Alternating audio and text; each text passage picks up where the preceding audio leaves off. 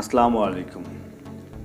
Textile ফিনিশিংয়ের most important machine স্ট্যান্টার এর অপারেটরদের job responsibility কী, তাদের কী কী কাজ করতে হয়, প্রোডাকশন টার্গেট, স্ট্যান্ডার্ড অপারেটরদের ভ্যালু কতটুকু এবং এর ফিউচার কেমন, এবং সেই সবগুলো বিষয়ে আলোচনা করব। এবং ভিডিও শেষে স্ট্যান্ডার্ড অপারেটররা কেন এত ভ্যালুয়েবল, তাদের বিশেষ দিক এবং তারা কীভাবে দ্রুত পদোন্নতি করতে পারে, সেই সব সিক্রেট বিষয়গুলো আলোচনা করব।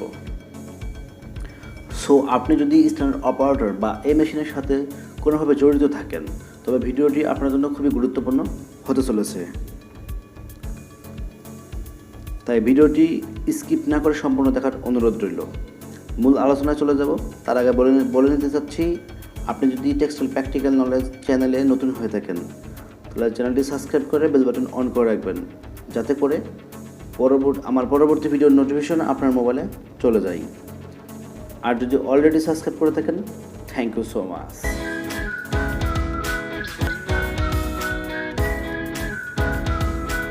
Welcome back dear friends. Standard মেশিনের প্রোডাকশন রানিং করার আগেই প্রথম কাজ হচ্ছে মেশিনের চারপাশ পরিদর্শন করে দেখতে হবে মেশিনের সকল যন্ত্রাংশ ঠিক আছে কিনা, সমস্ত পাওয়ার সাপ্লাই ইউনিট এবং গ্যাস লাইন ও ভালভ ঠিক আছে কিনা। সেই সাথে মেশিনের চারপাশ পরিষ্কার করে নিতে হবে এবং দুর্ঘটনা হতে পারে এমন বস্তু সরিয়ে ফেলতে হবে। মেশিন থাকবে অলওয়েজ নিট অ্যান্ড ক্লিন। সমস্ত কিছু ঠিক থাকলে যথা নিয়মে মেশিনের পাওয়ার অন করে নির্দিষ্ট টেম্পারেচার মেশিনে ওঠাতে হবে। কমপক্ষে 2 ব্যাচ ফ্যাব্রিক রেডি করে প্রোডাকশনের জন্য ব্যাচ কার্ড ভালোভাবে পড়ে নিতে হবে। তারপর ব্যাচ কার্ডের তথ্য অনুযায়ী কেমিক্যাল ড্রোজিং বা জিপিএল অনুসারে প্রয়োজনীয় কেমিক্যাল মিক্সার করে নিতে হবে। মিক্সার কমপ্লিট হলে কেমিক্যাল বাথ বা ট্যাঙ্কে কেমিক্যাল প্রবেশ করাইতে হবে। Parameter set up, batch card অনুযায়ী dia set, overfeed set, burner, blower set এবং এসবগুলোর সুইচ অন করে মেশিনে ফ্যাব্রিক প্রবেশ করাইতে হবে। কোন ফ্যাব্রিকের ডায়া বা জিএসএম কত রাখতে হবে সেটা জেনে নিতে হবে ফ্লোর সুপারভাইজার বা ইনচার্জের কাছ থেকে। চেক পয়েন্ট, মেশিনের সামনে গিয়ে ডায়া জিএসএম চেক করতে হবে। ফ্যাব্রিক ময়শ্চারাইজার চেক করতে হবে। অনেক হয়তো প্রশ্ন করবেন ময়শ্চারাইজার কি, যারা জানেন না তাদের জন্য একটু বলে রাখি। ময়শ্চার অর্থ ফ্যাব্রিকে আর্দ্রতা বজায় থাকা, ফ্যাব্রিকে যেন অতিরিক্ত হিট না খায় বা ফ্যাব্রিকে আর্দ্রতা ধরে রাখা, অর্থাৎ ফ্যাব্রিক শুকানোর জন্য যতটুকু টেম্পারেচার দেওয়া প্রয়োজন সেটার বেশি যেন না হয়। ফ্যাব্রিকটি হালকা ড্যাম ভাব থাকবে, তবে খেয়াল রাখতে হবে যেন ভিজা না যায়। ময়শ্চার কন্ট্রোল না করে অতিরিক্ত হিট দিলে ফ্যাব্রিক হ্যান্ডফিল হার্ড হতে পারে এবং হার্ডের কারণে ওজন কমে যাবে, প্রসেস লস বৃদ্ধি হবে, যার জন্য ফ্যাক্টরি আলটিমেটলি লুজার হবে। চেক পয়েন্ট, ডায়াজিজম শেড ও ময়শ্চারের পাশাপাশি আরও চেক করতে হবে ফ্যাব্রিকে কোনো প্রকার কোয়ালিটিজনিত সমস্যা হচ্ছে কিনা। স্ট্যান্ডার্ড মেশিন থেকে যেসব সমস্যাগুলো হতে পারে এবং সেগুলো কীভাবে সমাধান করবেন চলুন জেনে নিই। সমস্যাগুলো আমরা দুইভাবে জানার চেষ্টা করব, এক হিটসেট ফ্যাব্রিকের সমস্যা এবং ফিনিশ ফ্যাব্রিকের সমস্যা। তো প্রথমেই জানি হিটসেট ফ্যাব্রিকের প্রবলেম। ডায়াজিজম ভেরিয়েশন, হিটসেট প্রপার না হওয়া, চেন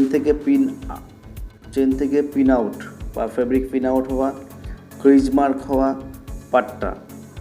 পাট্টা যদিও নিটিং প্রবলেম, তবুও পাট্টা আসলে বসদের ইনফর্ম করে রাখতে হবে। ফিনিশ ফ্যাব্রিকের প্রবলেম, স্ট্যান্ডার্ড মেশিন থেকে যেসব প্রবলেমগুলো হয়ে থাকে সেসবগুলো চলুন দেখে নিই।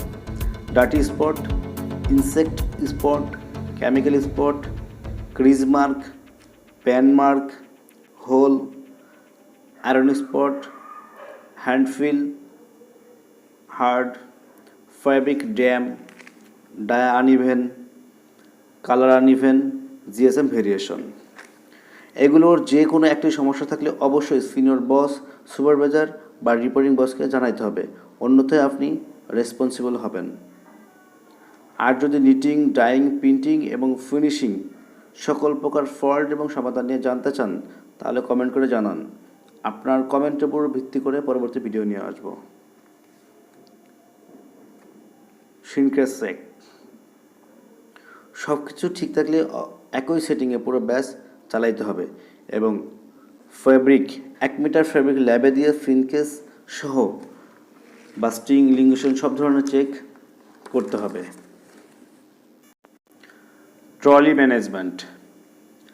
স্ট্যান্ডার্ড দিয়ে বের হওয়া সব ফ্যাব্রিক প্লেটে, ক্যারেটে বা ট্রলিতে রাখতে হবে এবং প্রত্যেক ট্রলিতে কমপক্ষে 500 কেজি ফ্যাব্রিক রাখতে হবে এবং ফ্যাব্রিকগুলো সুন্দর করে ঢেকে সারিবদ্ধভাবে রাখতে হবে, কোনো প্রকার এলোমেলো করে রাখা যাবে না।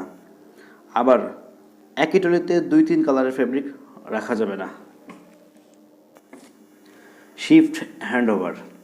আপনার ডিউটি শেষ হলে অর্থাৎ শিফট চেঞ্জ হওয়ার সময় রানিং অবস্থায় ফ্যাব্রিক সহ মেশিনের যাবতীয় উপকরণ বা যেসব জিনিসগুলো কাজ করতে ব্যবহার করতে হয় সেসবগুলো সুন্দরমতো বোঝাই দিতে হবে, যেমন মেজারমেন্ট টেপ, সিজার, জিএসএম কাটার মেশিন, জিএসএম মেজারমেন্ট মিটার সব কিছু অপর শিফট অপারেটরের কাছে হস্তান্তর করতে হবে এবং প্রত্যেকটি সুন্দরভাবে বোঝাই দিতে হবে এবং পরেক্ষণে আপনার ডিউটি যখন শুরু হবে তখন আবার আপনি বুঝায় নেবেন। এখন আসি বিশেষ দিক, অর্থাৎ আমি বলেছিলাম স্ট্যান্ডার্ড অপারেটরের একটা বিশেষ দিক বলবো এবং বিশেষ দিকটি কী এবং কীভাবে দ্রুত পদোন্নতি করতে পারবেন। টেক্সটাইলের ফিনিশিংয়ের যত মেশিন বা অপারেটরস আছে তার মধ্যে সবচেয়ে গুরুত্বপূর্ণ এবং ভ্যালুয়েবল অপারেটর হচ্ছে স্ট্যান্ডার্ড অপারেটর। অন্যান্যদের তুলনায় তাদের স্যালারিও বেশি। আমার দেখা অনেক অপারেটর আছে যাদের স্যালারি 40,000-এর কাছাকাছি। আর স্ট্যান্ডার্ড অপারেটরদের বিশেষ দিক হলো তারা ফ্যাব্রিক কোয়ালিটি, শেড, কেমিক্যাল ড্রোজিং বা জিপিএল, শ্রিঙ্কেজ এবং অন্যান্য ব্যাপারে তারা এক্সপার্ট হয়ে যায় এবং তার পরবর্তীতে সুপারভাইজার, ইনচার্জ বা ম্যানেজার হওয়ার সুযোগ থাকে। তাই আমি বলবো কাজ মনে করে করলে একদিন জিরো থেকে হিরো হওয়া সম্ভব। যদি ভিডিওটি আপনাদের ভালো লাগে অবশ্যই লাইক করে দিবেন, কারণ আপনার একটা লাইক পরবর্তীতে সুন্দর ভিডিও আনার অনুপ্রেরণা যোগাবে। আপনার মতামতটি কমেন্ট করুন এবং শেয়ার করুন আপনার পরিচিতদের সাথে, যাতে করে তাদেরও উপকার হয়। আর ভিডিওটি শেষ পর্যন্ত দেখার জন্য অসংখ্য ধন্যবাদ। আসসালামু আলাইকুম।